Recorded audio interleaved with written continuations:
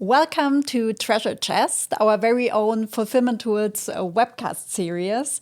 My name is Linda. I'm a co-founder and managing director of Fulfillment Tools, and I'm super excited to be the host of today's episode. Today, we want to talk about one of the core pillars that's very relevant for every software vendor, for every tech company, for every retailer, for every system integrator. It's all about the team. That's what we all say. And one term that often comes up when talking about attracting and retaining talent is employer branding. A term that was first defined in 1996 by Ambler and Barrow in a paper at London Business School, and a topic that everyone talks about a lot. And I'm very excited to welcome a seasoned expert today in the area of employer branding. He is lead speaker, employer branding at OMR. He is host of the Zeit Talent podcast. He is columnist at the magazine Personalwirtschaft. He is the chairman of the Digital Working Environments Department at the Federal Association of Digital Economy. And he is the founder of Hooman Employer Marketing. And I can tell you, he is just an absolutely wonderful person to work with. Welcome, Marcus Merheim. Hi, Linda. Thanks for having me. Thanks for the wonderful introduction. Makes me always blush a little bit when you say so many things, but yeah. It's only the truth. I try my best. Thank you so much for visiting us in our wonderful office today. Yes, thanks for having me. Marcus, employer branding. Can you define the term employer branding and tell us a little bit about why it's important for today's businesses? Yes, I mean, you did the perfect introduction, basically. The topic is there. It's coming up also when we are speaking about corporate culture and purpose and why are people doing this job and not that job. And also what we see right now is that companies also slowly realize that it doesn't help to repost the same job ad for the 20th time when there's the same stuff standing inside that it did before. So companies realize that they kind of need to think about who they are, what makes them an attractive employer, who do they want to attract, and who they also do not want to attract. And you asked about the definition.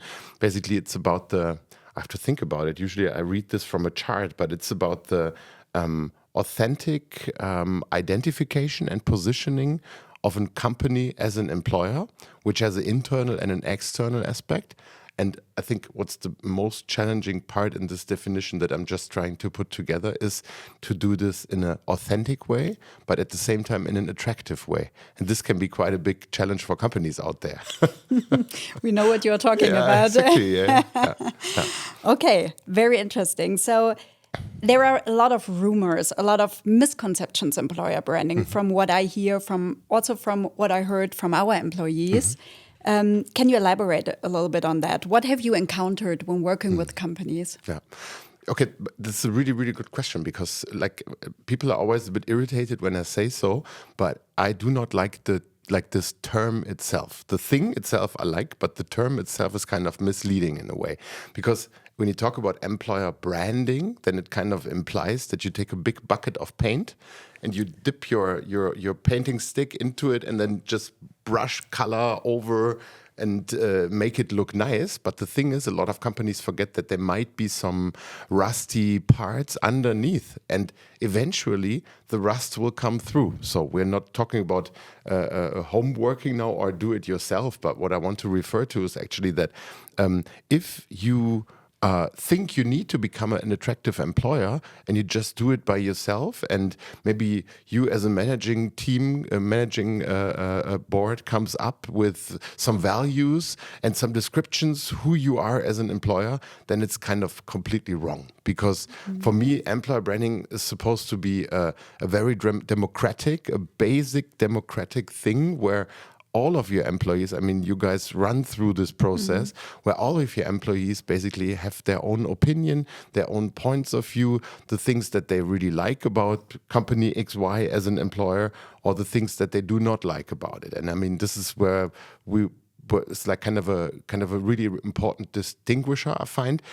Of course, you can pretend to be someone or a certain type of employer, basically, but it's actually your people who really know about how it feels like and how it actually is. And that's why we came up, this is like, I don't know, 2.5 years ago, this slide.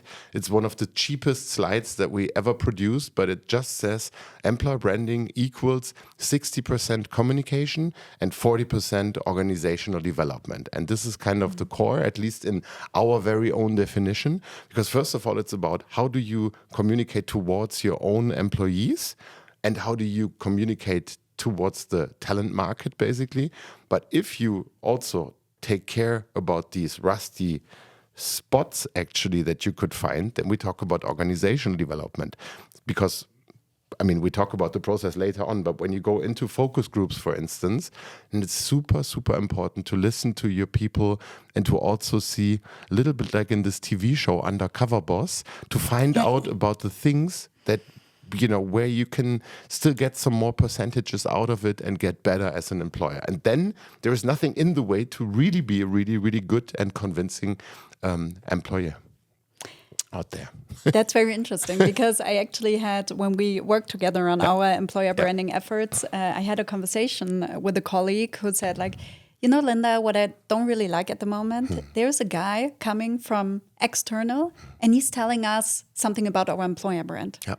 And I was like, oh my God, how can you think that? No, that's not it at all. And we will talk about the process later on. But so you talked about it's a democratic process involving the people.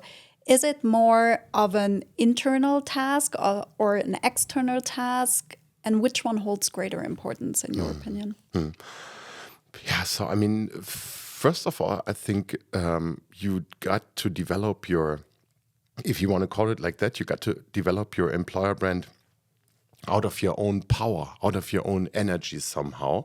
And I think what's the most critical part for most of the companies is they never thought about who they actually are. And they never thought about how their culture is. Maybe people do not speak about it and everybody can somehow feel it, but to really make it tangible, to write it down and to be able, maybe based on an employer value proposition or based on values that you work out, but to being able to transport what you stand for as an employer. I think this is the most important and the most tricky part as well.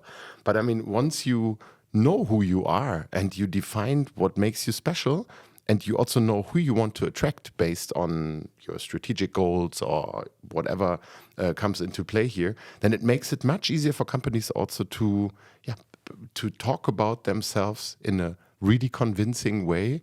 And it's not just like, we got a fruit basket and a table of foosball whatsoever. No, then it's really about what distinguishes you from other employees, from other employers out there, which is a really, really important part in this whole story. And I remember we talked about that it's really the stuff you can't measure. Yeah. You can't really touch. Yeah. That everything apart from salary, benefits, office, environment, flexibility, everything you talk about, it's the stuff in between, like the glue that holds everything together. Yeah, totally. I think that's why this, what I write here right now here very often, I mean, you can bring so many topics and aspects from marketing now also into talent attraction somehow. Because also for us, that's what we believe in. It doesn't matter if you want to market your product or your service, or if you market yourself as an employer. It's pretty much the same. The dynamics behind it are also pretty much the same like in marketing, basically.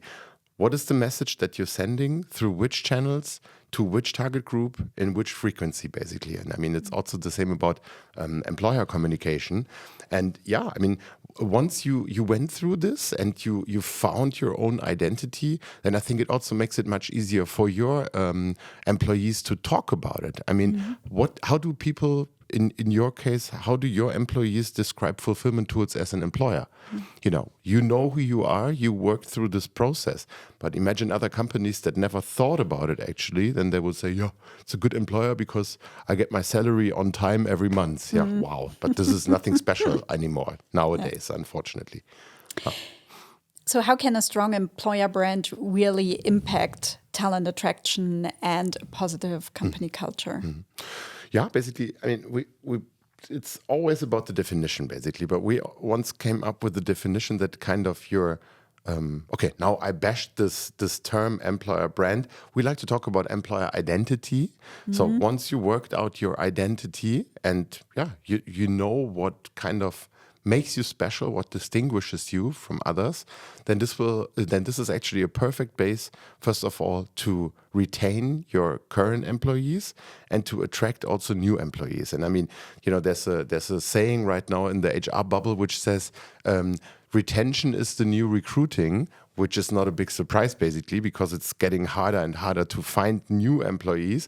But I find especially then companies really should take care of their own employees and kind of in the everyday surroundings, always remind them that actually it's a good thing to work for Fulfillment Tools and that I don't have to check any job ads all the time because it won't be better on the other side. I mean, I saw this also when I used to work for a big German digital company.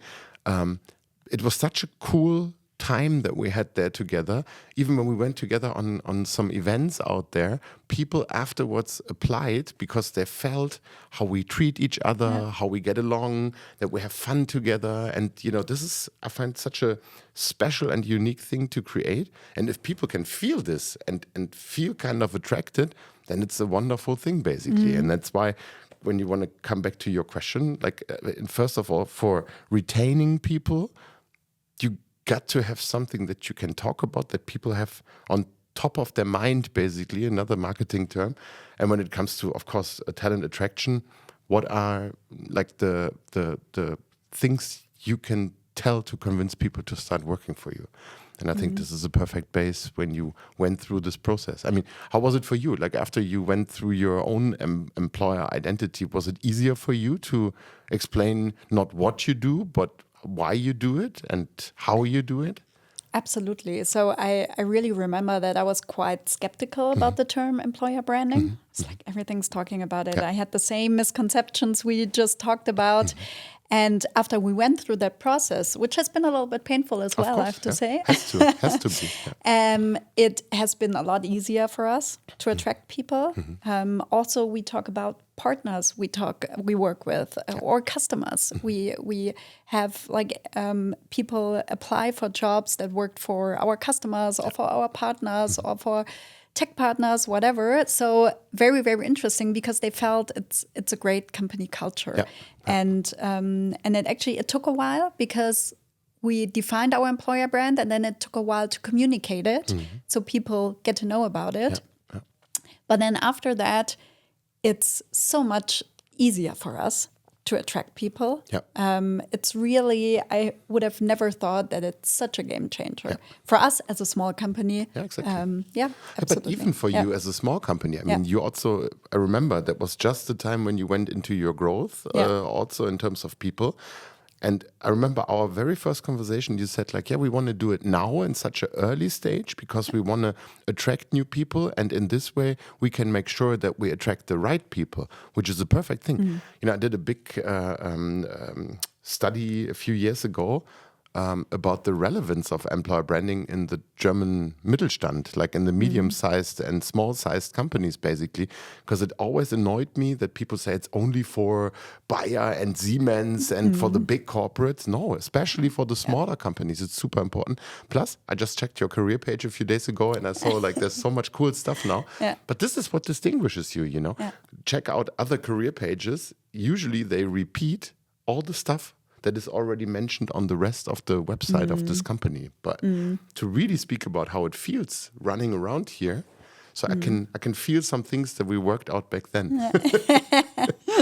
So how can companies really differentiate themselves through their employer brand? Doesn't every company say the same? We have all the fruit and vegetables. We have coffee, the best coffee in town. We have an urban sports membership. Isn't it all the same for every company? Or? Yeah. I mean, the interesting thing is if companies do not do it in a professional way, then everything sounds the same. We are one team, or even worse, we are one family or stuff like this. And we are always there for the customer and everywhere it's the same, basically.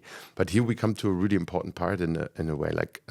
Should I go a little bit into the process as well? Yes, because, absolutely. we came up with it's very basic process, but this is how to say, the canvas for all the processes that we came up so far with. And basically it's just 4 steps.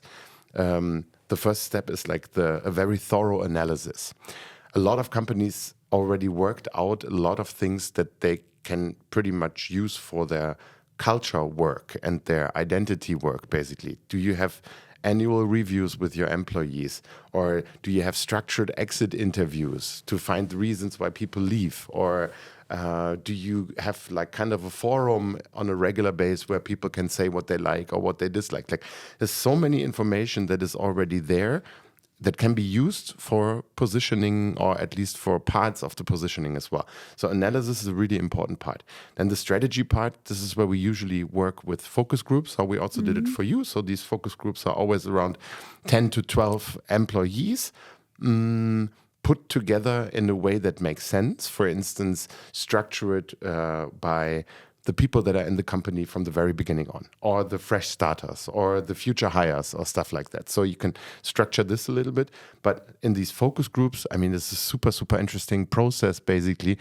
You experience it, suddenly people start talking, and suddenly this puts together a picture. And although all these perspectives are so highly individual, it somehow comes together and it creates this overall picture that you need to have about your company as an employer, basically.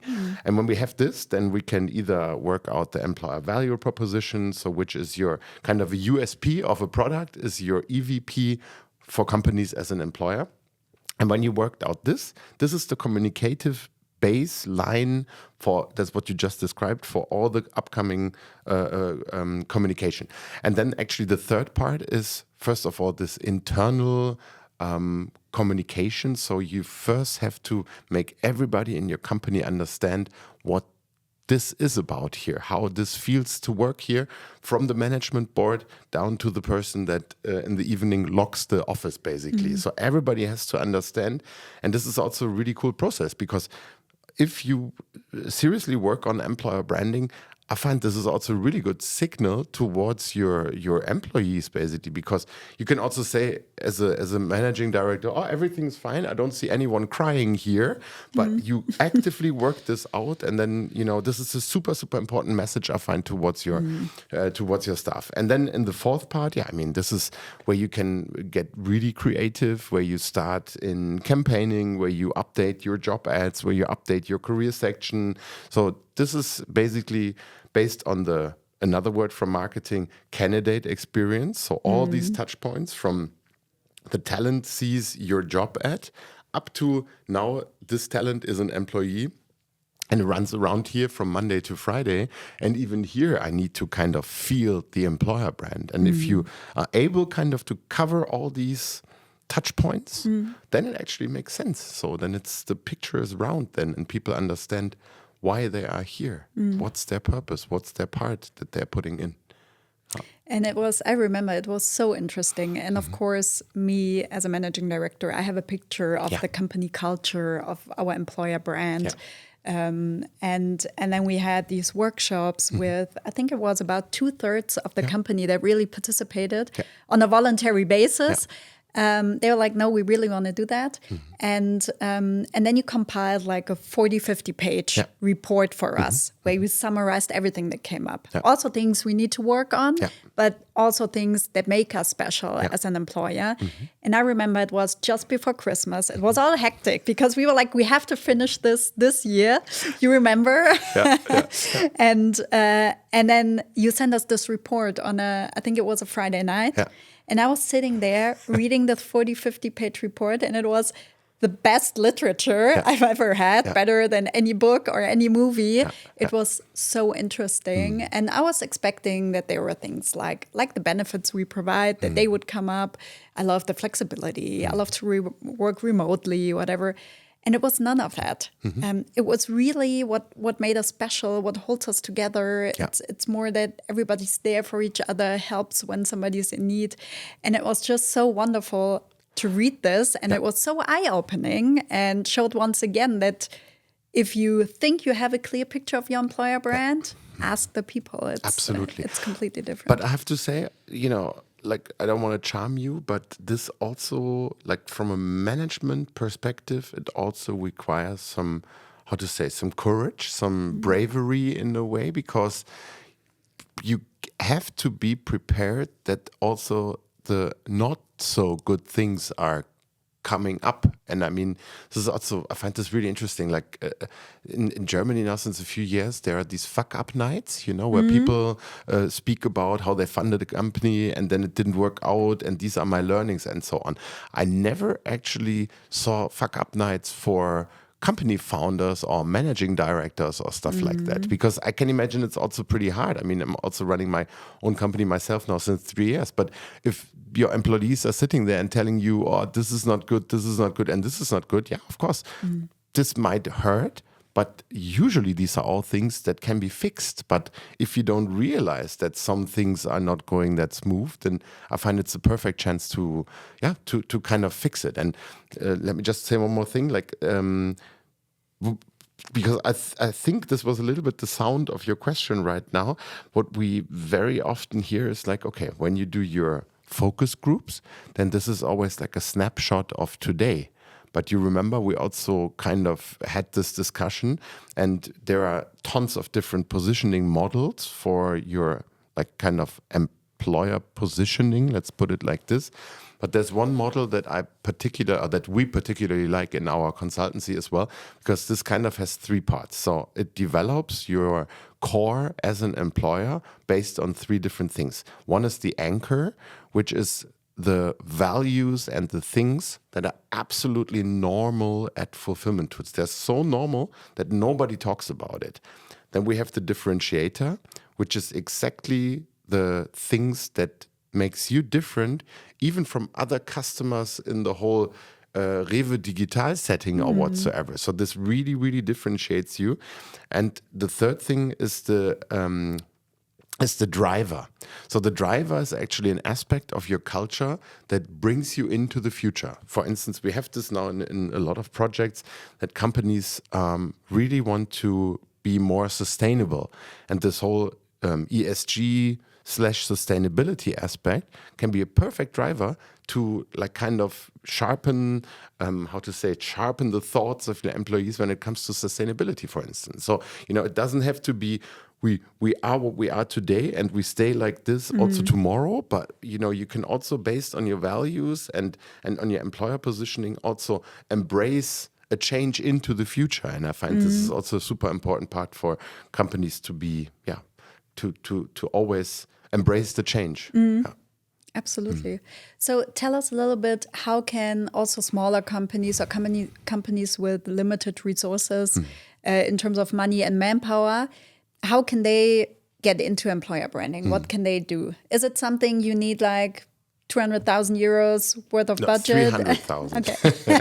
No, super, super good question. So first of all, also for the smaller companies, this is a super important topic, actually. That's also what we could prove through the study that we did, actually. And how can they start? I mean, I find one of the biggest challenges nowadays is that what's typical for HR, too little people, too many topics. This is a super classical HR thing, I find, at the moment. But this also makes it pretty interesting to be in HR, I find. But first of all, I think it's really important to think about what are the resources of the people that you have in your HR team. And if they are already so crazy busy, then I would say, think twice if you really want to start an employer branding project. But here we come to another part. Why does it always have to be HR? I mean, it can be also a really, really nice, co-working project, basically, where HR works together with marketing, works together with communications, works together with, if necessary, PR. Business can be involved. Of course, the management team has to be involved at a certain point. But what I want to say is, like, there's a lot of things that you can do out of your own power. A lot of companies already do kind of employer branding, but they never really thought about it, that it's actually called like this. So what I can imagine is to put together a small team of specialists from the different areas or fields of expertise. And based on this, first of all, think what are the necessary adjustments that you have to do in, for example, your employer communications? Or do you have a hardcore recruiting pressure within the next month? Then, of course, it's a whole different story. But, first of all, it's about what are the things that you can do yourself? And, of course, how much capacity you have. There are certain things where I can clearly recommend to not do it yourself. So, for instance, you remember this part, the cultural analysis. If you do it yourself, I mean, just imagine there are 10, 12 of your employees in one room, and then there's HR sitting there, and then you ask, okay, what are the things where we can get better?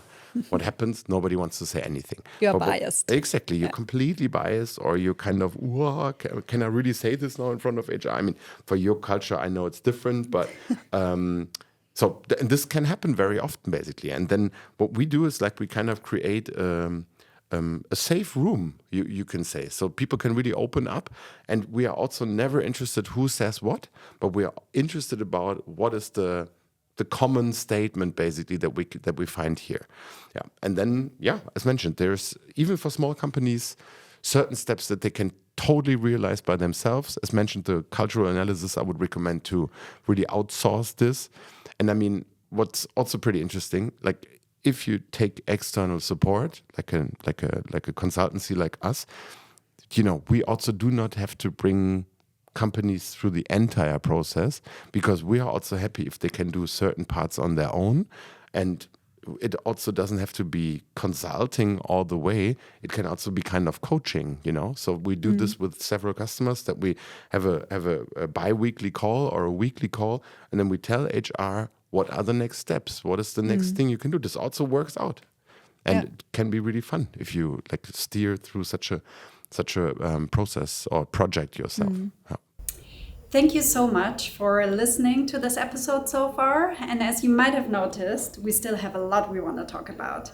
So stay tuned for the next episode, where we deep dive into challenges, key components of an employer branding strategy, and the roles of social media and your very own employees. So we hope you've had as much fun as we did so far. Stay tuned and see you soon.